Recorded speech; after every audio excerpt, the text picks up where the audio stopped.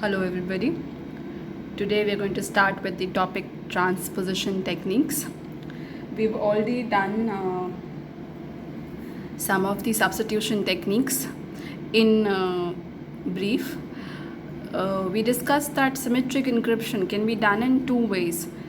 One was substitution, another was transposition. We discussed almost 7 techniques of substitution technique, and today we'll be discussing transposition. Now, what do you mean by transposition? As I have earlier mentioned, transposition means reordering of alphabets. It is completely different from what we studied in substitution. Substitution deals with replacement of one alphabet by the other alphabet or number or special character. But when we talk about transposition is a method of encryption by which the position held by the units of plain text are shifted according to the regular system that has been pre-decided. That system has been already pre-decided, and according to that system we shift the plain text, we shift the order of the plain text, and that is called transposition, or you can say simple reordering of the plain text and forming it into a ciphertext. And that system is pre-decided. The sender and the receiver knows which system is being used for transposition, which system is being used for replacing or not replacing, for reordering the plain text. Both the parties must know that so that they can encrypt and decrypt easily. Now, transposition can be of two types. We'll be studying transpositions under two headings: reverse cipher transposition technique and rail fence cipher technique. Let's start from reverse cipher technique. Now, reverse cipher technique, as the name suggests, it will be simply reversing the entire text. The entire plain text will be reversed and then formed into a ciphertext. Let me take an example here. I came. Maybe this is my plain text, and I am going to reverse my plain text, or I'm going to perform reverse cipher transposition technique, and it will be E M A C I. So definitely my ciphertext now doesn't have any meaning, and both the receiver and the sender party know that they are using the technology, transposition technology called as reverse cipher transposition technology, and both of them can understand what is the message all about, what is the plain text all about. So this is all about reverse cipher. Always remember, the best example for transposition technique is reverse cipher transposition. Talking about the second one, that is rail fence cipher.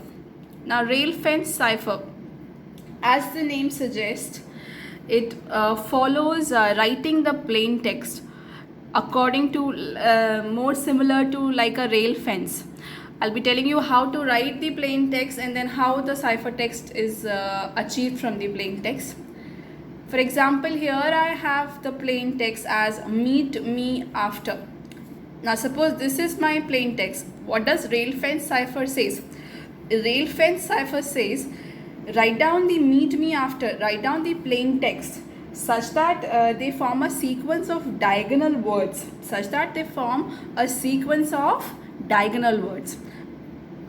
How can that be done? See, pick up M, pick up I. Now both of them are diagonally written. Then pick up E, then pick up T. So both of them are diagonally written. Remember, every word will be diagonal to other word. So this is meet, and then write me, and then write after.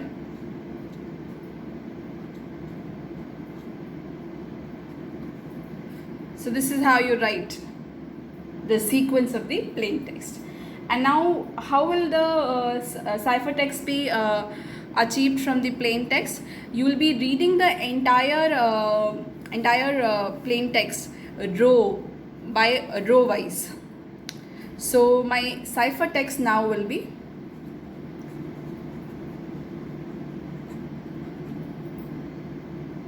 I will first read the first row and then go on the second row.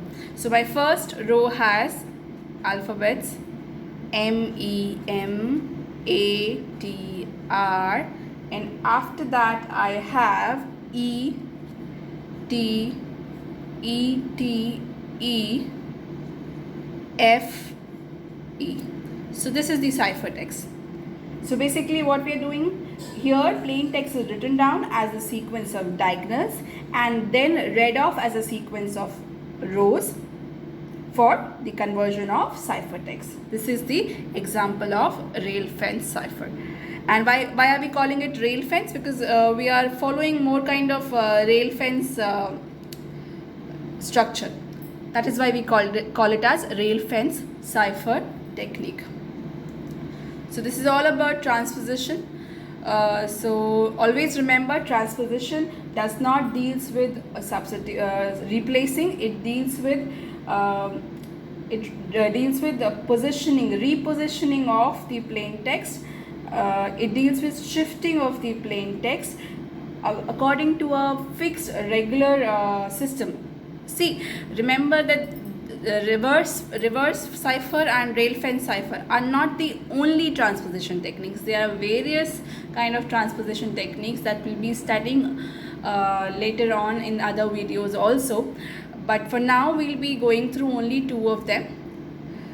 So this is all about transposition technique. Moving ahead, we'll be going on to the second topic, which is steganography.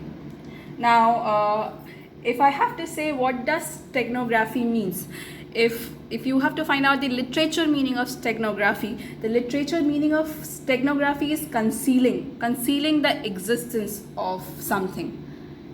Basically, when we say steganography, concealing the existence of a document, concealing the existence of a information, concealing the existence of a message, more particular existence of a message. Again, concealing means you are trying to hide.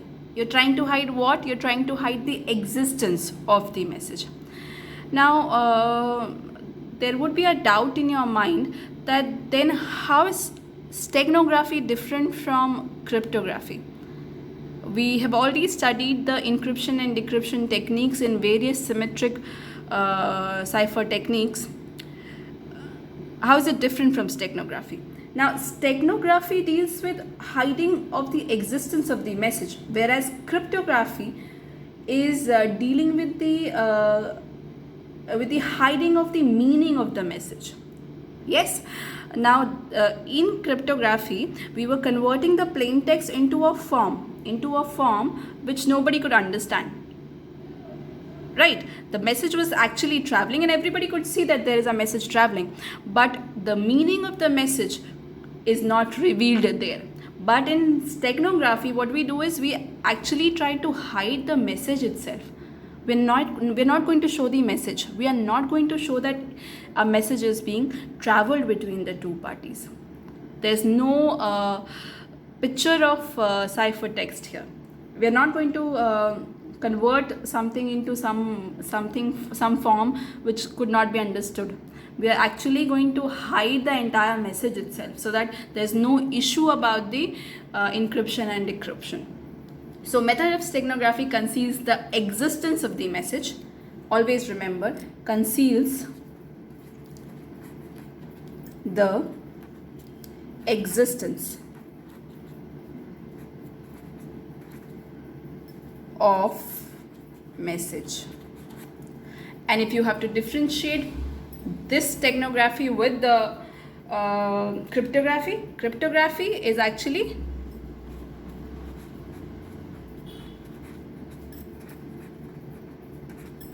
concealing the meaning of the message.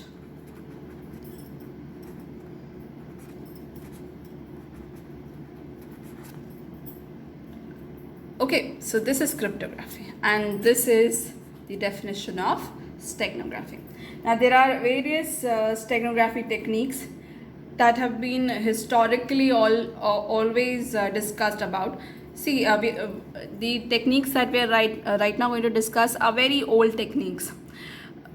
The first technique that we're going to discuss is character marking. Now, character marking was a steganography technique wherein we selected the letters of the printed or typewritten text, any typewritten text or any printed text. From that, we selected certain words, and those selected certain words were overwritten by pencil, and those selected words were overwritten by pencil.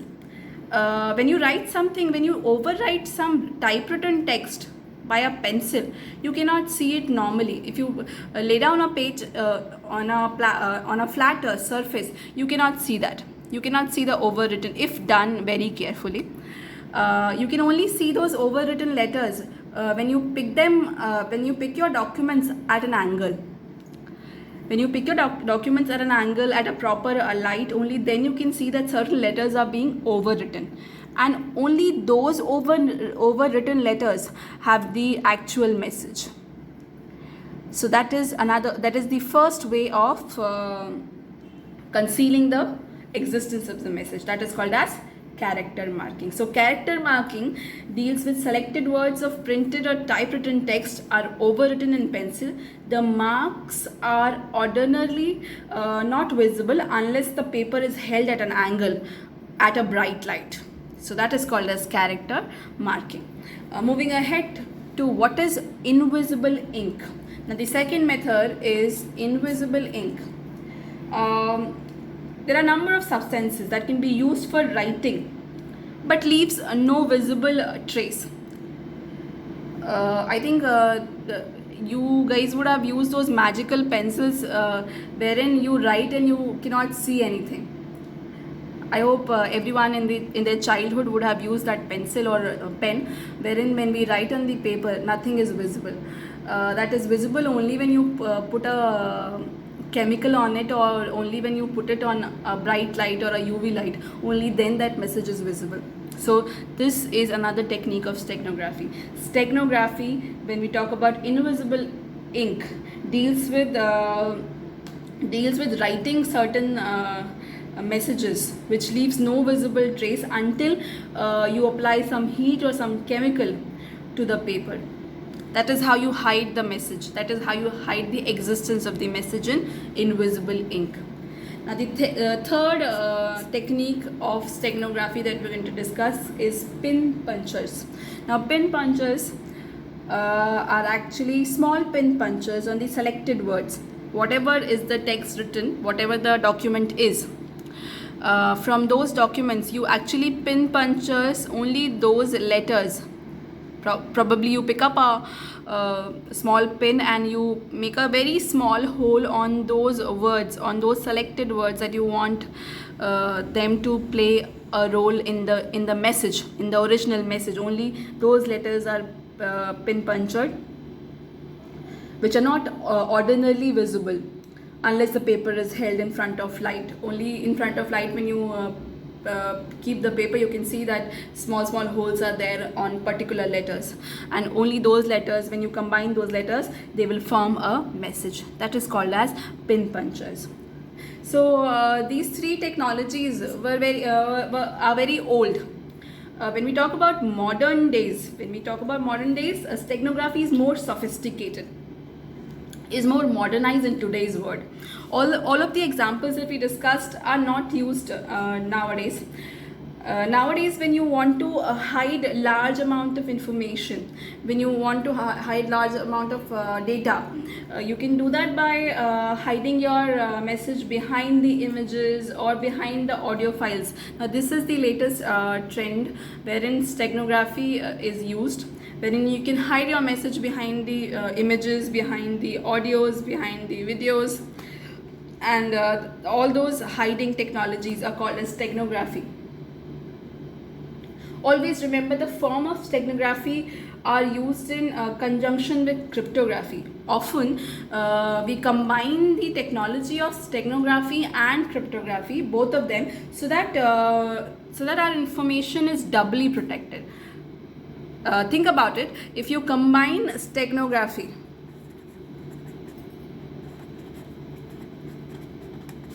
plus cryptography,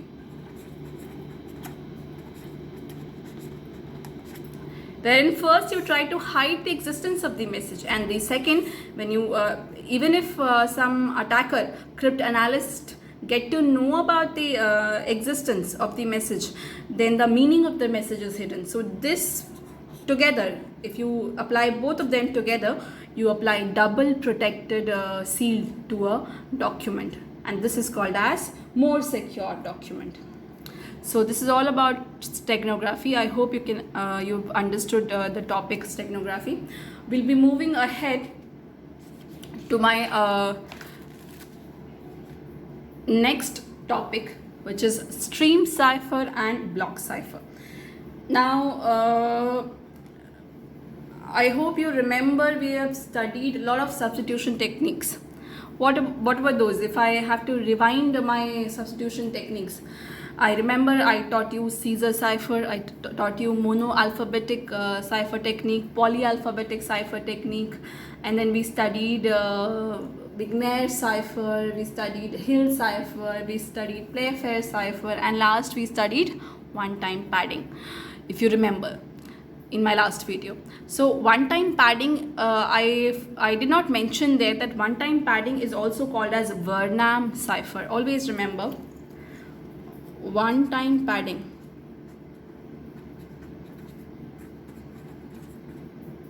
is also called as Vernam cipher. So let's go deep into what stream cipher is and what block cipher is. Why did I tell you this? Because I'm going to use the word Vernam cipher very frequently in both the discussion, in this discussion of stream cipher. So starting from stream cipher.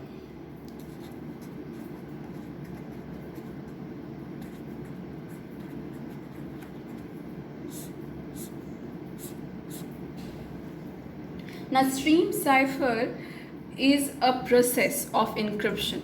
It basically encrypts the message bit by bit.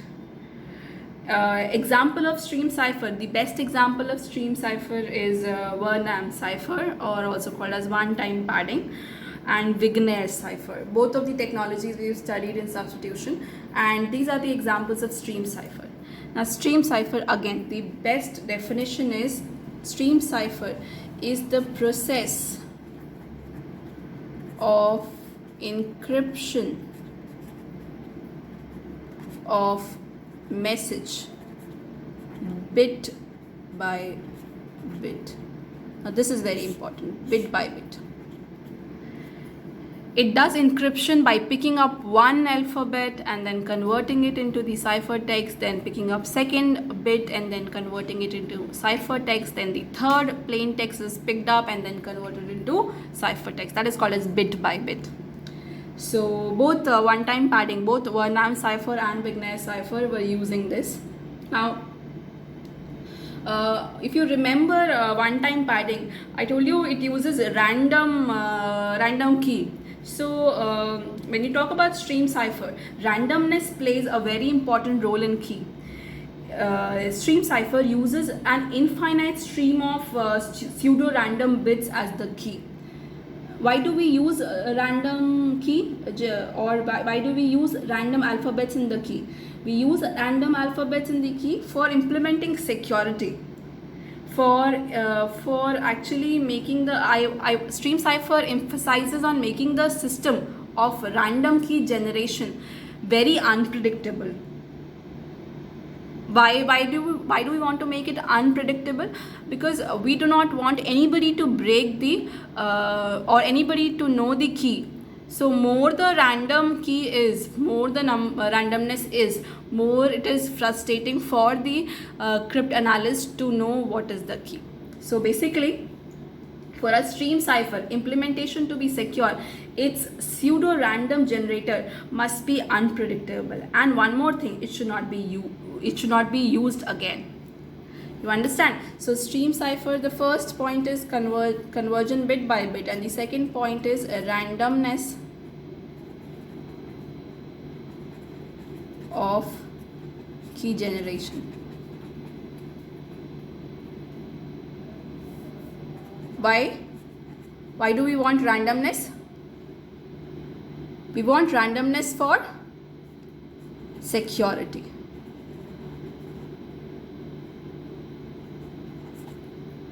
And how can you achieve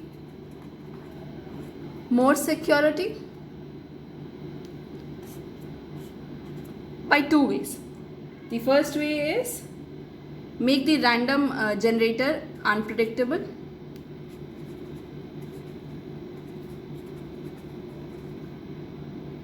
And not used again.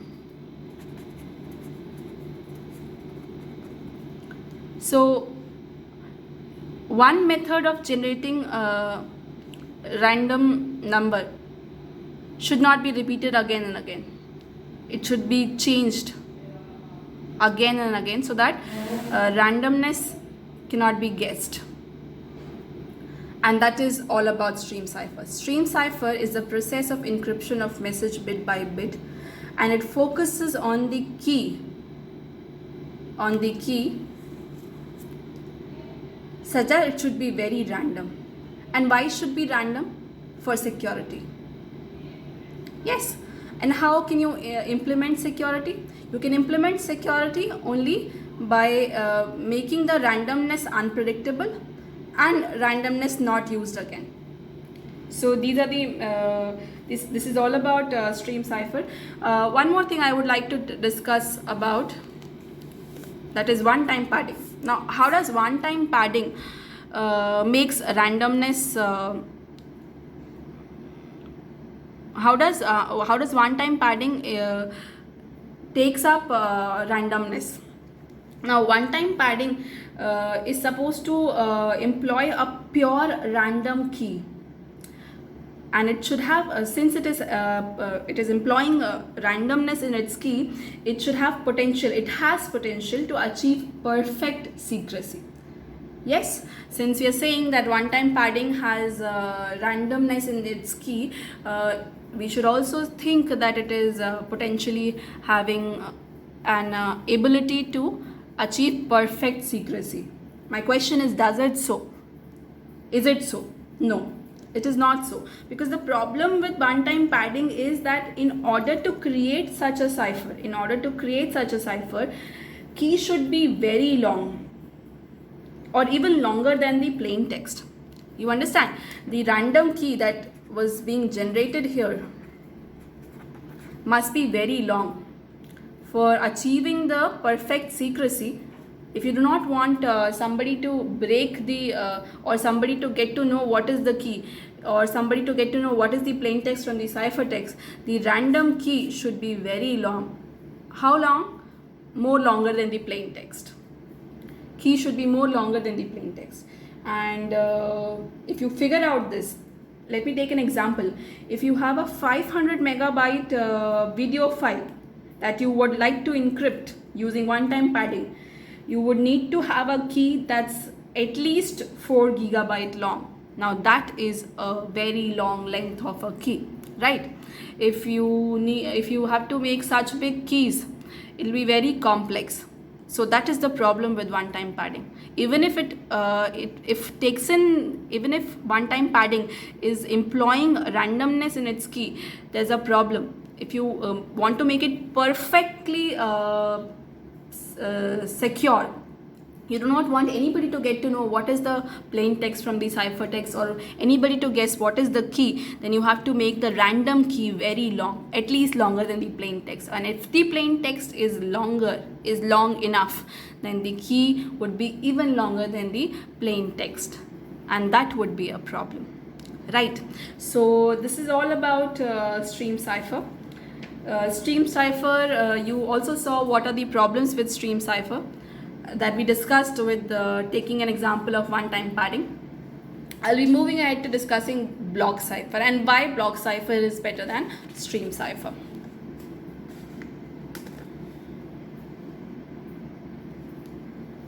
So let's start by block cipher.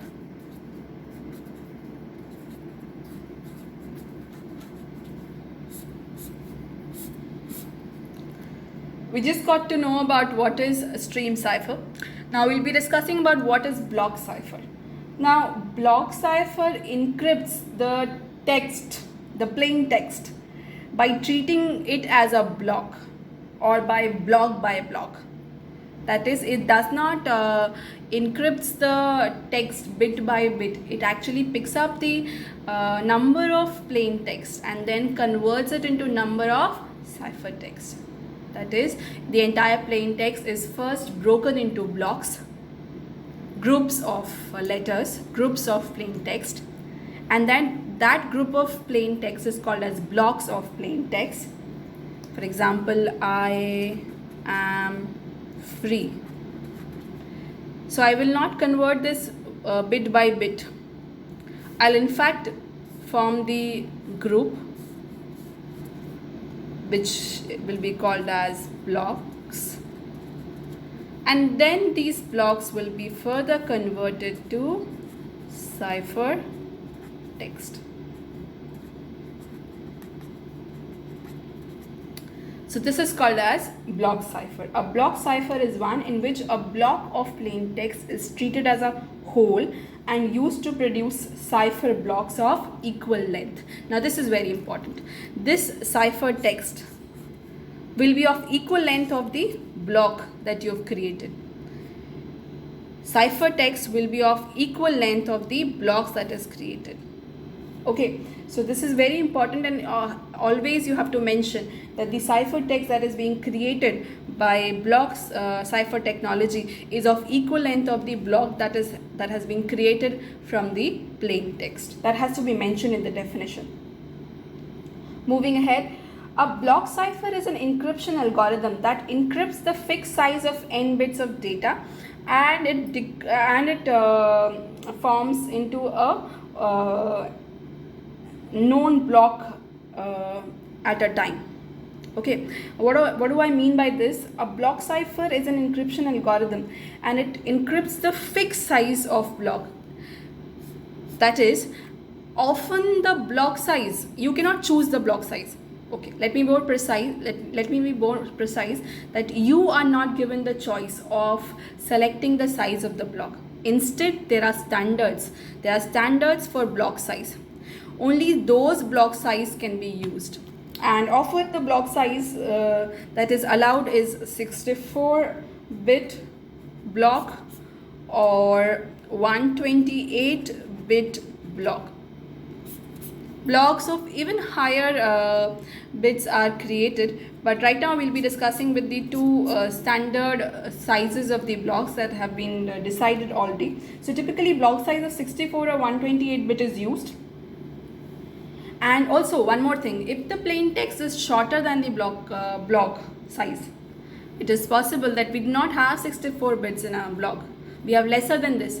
What we'll be doing is we'll be padding it with extra bits to make it of this size. Or the maybe it is possible that my first and second, maybe my third block has only one letter, X, and I want it to be of this size. What I will be doing is I will be padding it with few more bits to make it equivalent to 64 bits. So if the plain text is smaller than the block size, then the padding is used. And majority of symmetric cipher techniques that are being used today are actually block cipher, be it DES, be it triple DES, be it advanced EES. These are all examples of block cipher, and all of these DES, triple DES, AES we'll be discussing in the future videos very soon. So the examples of block cipher: DES, AES, triple DES. So So remember, block cipher is a technology wherein the encryption is done block by block, and the block size is is not decided by the user, is actually pre-decided, and it can be either 64-bit or 120-bit or higher. And if the plain text is not of this size, then it can be padded with few more bits to make it of this size. And the examples of block cipher is DES, triple DES, and AES. So this is all about block cipher. We'll be studying certain terminologies, certain words associated with block cipher. I also have to discuss certain words that are associated with block cipher so that we can understand DES and AES in future.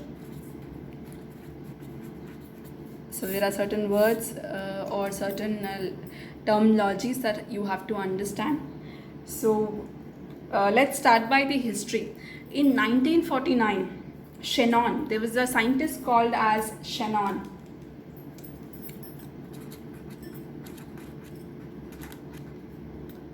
Way back in 1949, Shannon introduced the idea of two words: substitution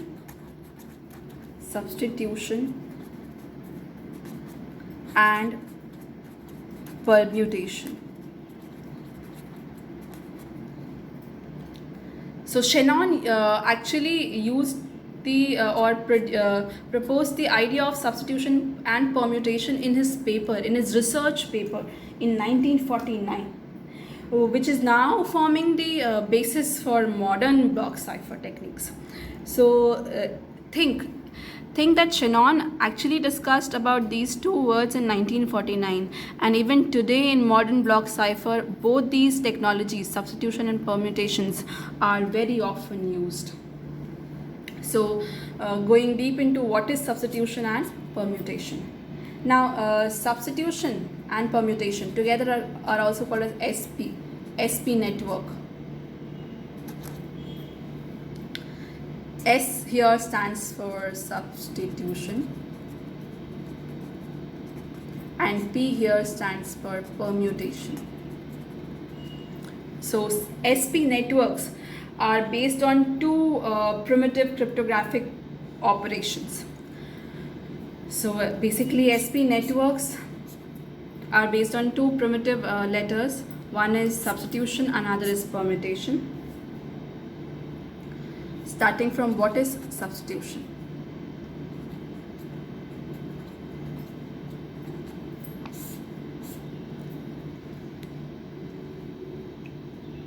So substitution, as we've studied earlier also, substitution is here is binary word replaced by some other binary word.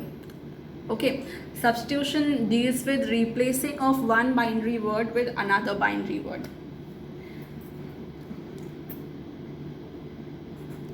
The replacement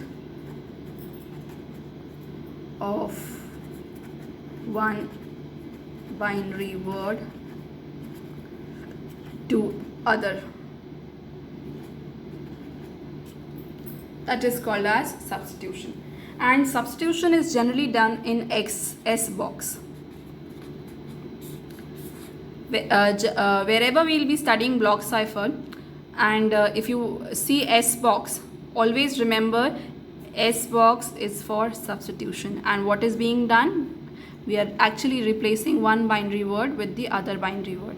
Okay, so a lot of technologies we are going to discuss under block cipher, maybe DES, triple DES. There you will see S box, P box. S box will be for substitution, and wherever you see S box, it means substitution, and substitution means replacement of one binary word with the other binary word. Second technology that we are going to, second operation that is involved in SP network is permutation. And what do you mean by permutation? Permutation word has its bits reordered. Do you understand? Permutation means the binary words are reordered. They are not replaced by the other words, they are simply reordered, and that is called as permutation. So basically reordering of bits is called as permutation, and permutation is generally done in P box. So wherever in future technologies, maybe AES, DES, triple DES, you find S box and P box. S box means substitution, P box means permutation. Substitution means replacement of one binary word with the other. Permutation means reordering of bits. So that is all about substitution and permutation operation. And SP networks, wherever you see SP network means two primitive operations are being involved, substitution and permutation together. Okay, basically you form the network of operations, and those network of operations SP is called as SP network. There are a few more definitions that have to be discussed under block cipher.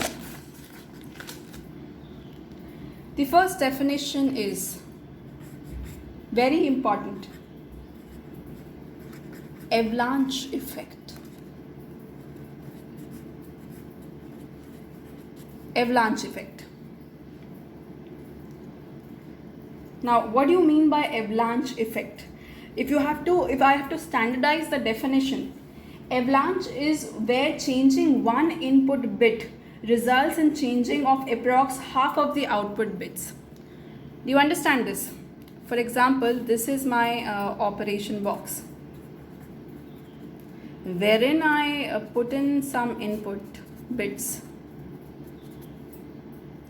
and I get some output bits. Right? Avalanche effect deals with if you change in one of the input bits, change in one input bit, then what would happen? According to avalanche effect, it would actually affect half of the output bits. Right, that is called as avalanche effect. Always remember, avalanche effect is changing one input bit result in changes the approximately half of the output bits. Okay, that is called as avalanche effect. Now the second terminology that we are going to discuss is completeness effect.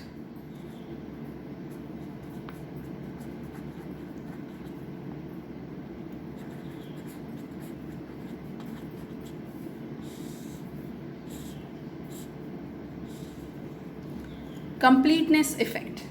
Now, what do you mean by completeness effect?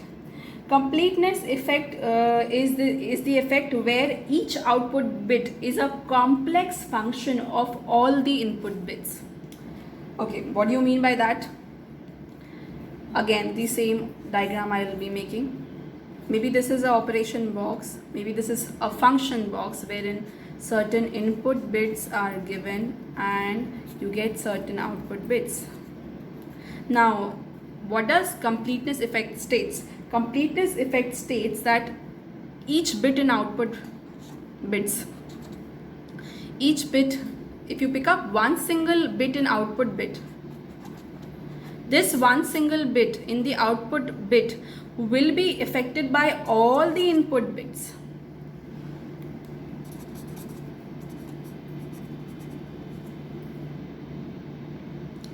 Do you understand? Completeness effect means every bit in the output bit is actually formed by combination of all the input bits. That is called as completeness effect. So every bit in output bit is being formed by all the combinations of all the bits in the input bit. That is called as completeness effect. And I have both the definitions here, avalanche effect and the completeness effect. I hope you can understand both of them. Moving ahead to more concepts. Next two concepts that we have to discuss is diffusion and confusion. Diffusion and confusion.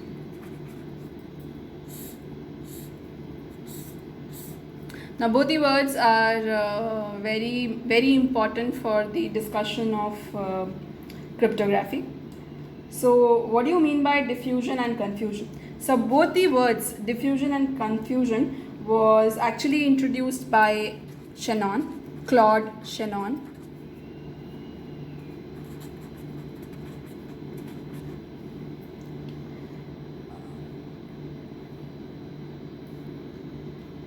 And I think we are up with the time. Confusion and diffusion. I'll be discussing confusion and diffusion in my next video. Please stay tuned to all my videos so that you can understand the concept of diffusion and confusion. Thank you.